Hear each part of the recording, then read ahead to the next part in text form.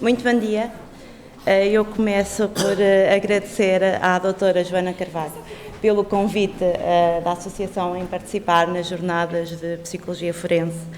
Agradeço à Universidade Lusófona, que para mim é muito querida, porque eu fui aluna nesta universidade em Psicologia Criminal e do Comportamento Desviante já há muitos anos. É bom ver aqui o doutor professor João Pedro Oliveira, que foi meu professor em algumas cadeiras e que me incentivou a seguir em frente. Ao doutor Manuel Coutinho, também foi meu professor, a qual eu tenho muita estima. E a todos os alunos desta universidade que já passaram e que neste momento estão a frequentar, desejo-vos muitos sucessos. E, porque se nos esquecemos sempre de agradecer à comissão organizadora, eu agradeço, porque é sempre importante nestas jornadas toda a colaboração e toda a ajuda. Vou tentar ser rápida.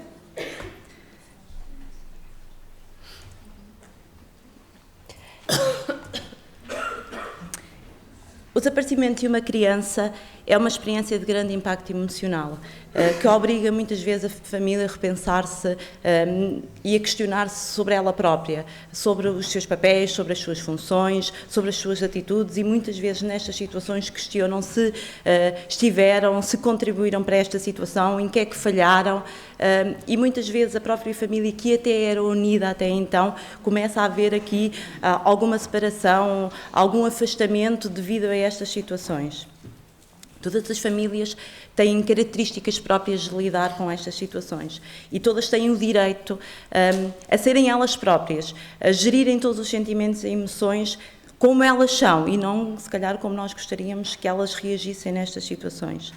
E muitas vezes todo este sofrimento obriga a própria família a querer desistir. Há um momento que ela quer desistir, há um momento que fica muito agarrado ao passado e a desistir de pensar em frente e agir o que é que eu posso fazer, o que é que eu posso contribuir, e é nesta altura que toda a ajuda é importante e torna-se fundamental eles procurarem o apoio, nomeadamente o nosso apoio ao nível psicológico. Todo este processo é essencialmente como se fosse uma resposta a uma perda, não é? Porque se perde um elemento que está desaparecido, que não se sabe como é que ele está, se está vivo, se está morto, se está bem, se não está bem, se está a ser cuidado, se está alimentado. E aqui acrescem todos aqueles sentimentos que nós conhecemos, de tristeza, de frustração, de desânimo, de choque, de raiva, muitas vezes aquela contradição de eu tenho medo, se calhar eu não vou agir para estar sossegadinha, porque se eu fizer alguma coisa, se calhar a criança ainda vai sofrer, mas por outro lado não, eu tenho que fazer porque ela precisa de mim, eu tenho que estar lá, e todos estes sentimentos pesam muito naquela família, pesam muito naquela mãe, naquele pai, nos irmãos. Muitas vezes nos esquecemos dos avós, dos tios, de vizinhos, pessoas que estão próximas que também estão a sofrer com toda esta situação. E o nosso trabalho enquanto psicólogos é importante, se calhar, estarmos centrados naquela família, mas se calhar ligarmos para um colega nosso, não é? Aquela criança, aquele irmão também está a precisar. Olha, aquela família também está a precisar de algum tipo de orientação. Para trabalharmos mais em rede, muitas vezes os médicos de família podem também ser suporte nestas situações, por isso é importante mesmo, cada vez mais, ser uma equipa multidisciplinar, trabalhar-se em rede e não estarmos centrados, nós próprios enquanto psicólogos, nós vamos conseguir lidar com tudo e vamos dar esta resposta, porque muitas vezes não conseguimos.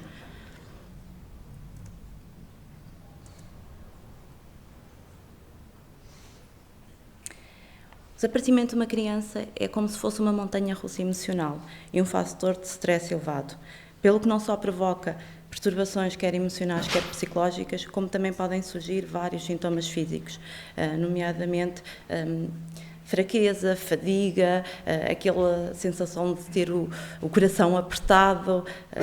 Há estes sintomas que temos de estar atentos, e nomeadamente se a família tiver outros problemas de saúde. Atenção, há que sinalizar, há que estar atento e dar esse encaminhamento. Algumas pessoas são capazes de lidar com estas situações sozinhas ou com a rede de suporte que têm, mas outras não. Outras precisam do nosso apoio ao nível psicológico. E é nesta parte que nós somos fundamentais. Nós temos que ter uma intervenção psicológica específica, adequada àquela família, àquele homem, àquela mulher, àquela criança, e termos um conhecimento prévio de toda a situação familiar, que é ao nível biopsicossocial. Temos que ter aqui um bom enquadramento da dinâmica da própria família para depois podermos elaborar um plano de prevenção e de intervenção que se adequa àquela pessoa e não aquele que está tipificado ou que se encontra nos manuais. Sim, isso é muito importante, mas muitas das vezes temos que o adequar à família. A APCD, ao nível do apoio psicológico, acompanha as famílias em todo o processo. Ou seja, a partir do momento em que nos contactam e que dão um alerta do desaparecimento, nós começamos logo aqui a dar todo este suporte, quer ao nível psicológico, quer emocional, à família.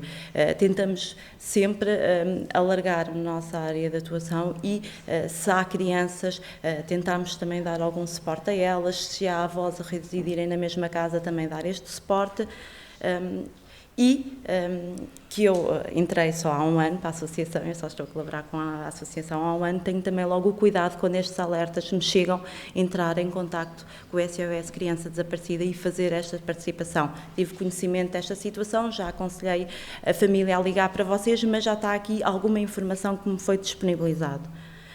Após o aparecimento da criança, e isto nomeadamente ao nível de fugas, é bastante presente, nós continuamos não só a acompanhar a família, mas aqui também fazer esta intervenção ao nível da criança. Não só tentá-la integrá-la novamente no seio familiar, como na escola, como na própria comunidade. Por isso, nós não deixamos o nosso trabalho, apareceu, o nosso trabalho termina. Não, nós vamos continuar a dar todo o apoio àquela família, e nomeadamente àquela criança. Tentamos perceber como é que ela está, o que é que a levou muitas vezes a fugir, e aqui nomeadamente ao nível das fugas, tentar perceber se esta fuga foi esporádica ou se, assim que tiver a oportunidade, volta novamente. E aqui a recepção tem sido bastante boa, porque muitas das vezes já passou um ano e nós ainda continuamos a falar com aquele jovem, cada vez que aquele jovem, de alguma forma, tem um problema ou não está a conseguir lidar com a situação, ele recorre-nos a nós. Atenção que o nosso papel enquanto psicólogos não é de amigos, nós somos técnicos e temos que fazer esse distanciamento. Nós estamos lá, mas há limites.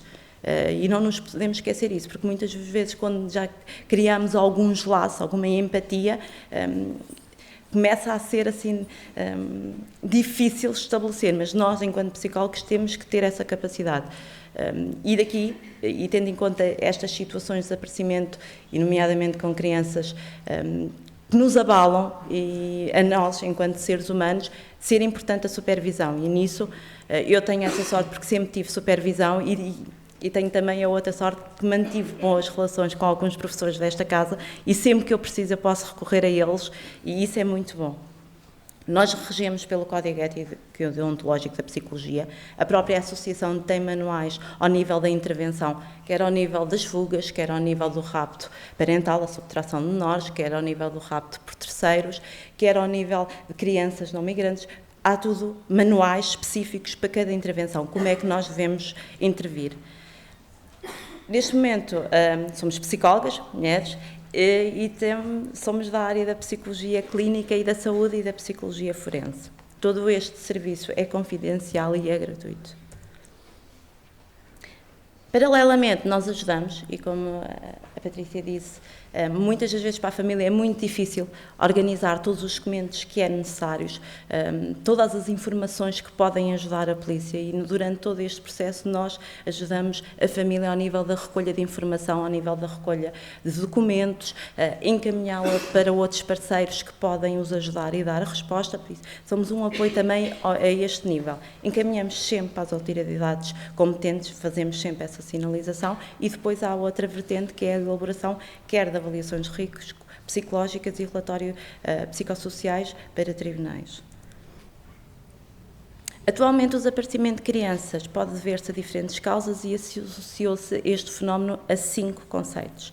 Crianças perdidas e ou feridas ou outro tipo de desaparecimentos, crianças migrantes não acompanhadas, fugas, raptos por terceiros ou subtração de menor, que é o rapto parental. Isto, de acordo com as notícias que saiu nestes últimos dias, em Portugal registaram-se mais de 3.058 situações de desaparecimento. Entre estes casos, 182 referem-se a crianças dos 0 aos 12 anos e as restantes de jovens entre os 13 e os 17 anos. Mas atenção, estes dados apenas podem servir como um indicador. Porquê? Porque em Portugal não existe uma base de dados destas situações, ou seja, se a participação for feita à Polícia Judiciária, à PSP, ou à GNR, ou outra instituição, cada uma destas instituições tem a sua própria base de dados, ou seja, é muito difícil quando nós queremos saber o número exato, não haver uma base que tenham todos os registros. E muitas destas situações são participações que no dia a seguir, se calhar, aquele jovem já foi encontrado ou já foi localizado. Dos 165 casos que eu analisei, ao nível do desaparecimento de crianças, eu posso dizer que 53,33% se devem à subtração de menores. Ou seja, as questões ao nível do rapto parental em Portugal estão a aumentar. E cada vez estas situações acontecem e diariamente estamos a ser contactados devido a estas situações. Por vezes, como uma arma de arremesso. Aquela criança é utilizada como uma arma de arremesso para no fundo, magoar a outra pessoa.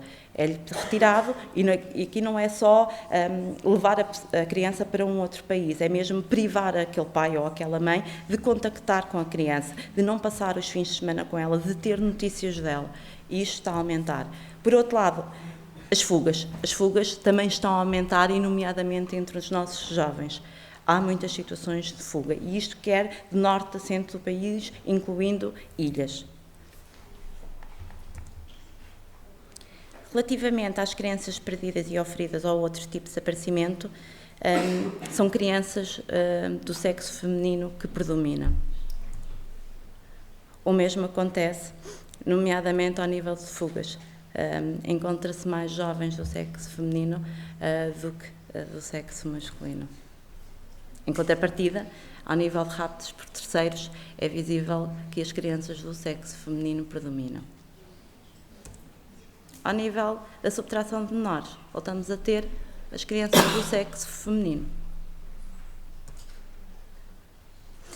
De acordo com a Lei de Proteção de Crianças e Jovens, o desaparecimento inscreve-se numa situação de urgência, ou seja, não é preciso esperar as 48 horas para fazer a participação. Assim que aquela família dá conta do desaparecimento, que contacta vizinhos, contacta amigos, contacta a escola e ao redor não consegue haver indícios nem informações credíveis da criança, aí deve logo fazer a participação. E aqui é importante, não é só fazer a participação, é tentar levar logo informações, número de telemóveis, se têm páginas ao nível do Facebook ou outras redes sociais, dizer mesmo os amigos, aqueles nomes que sabemos que são aquelas pessoas mais próximas, por isso dar o máximo de informação possível à polícia. E nomeadamente aqui é importante que é a última vez que teve contacto com a criança ou que tentou contactá-la por telemóvel e que já não estava acessível. Isto é fundamental, e fazer a participação, quer à PSP, quer à GNR. E depois, muitas das vezes nos esquecemos que também podemos logo comunicar ao SOS Criança Desaparecida, que eles aqui também podem dar informações e podem dar suporte e ajudar ao nível desta intervenção. E claro, a APCD está lá também para que, se precisarem, nos contactarem e pudermos ajudar, podem contar connosco. E agora deixo uma mensagem às crianças. Todas as crianças desaparecidas, dedicamos o nosso amor e trabalho incansável. Obrigada.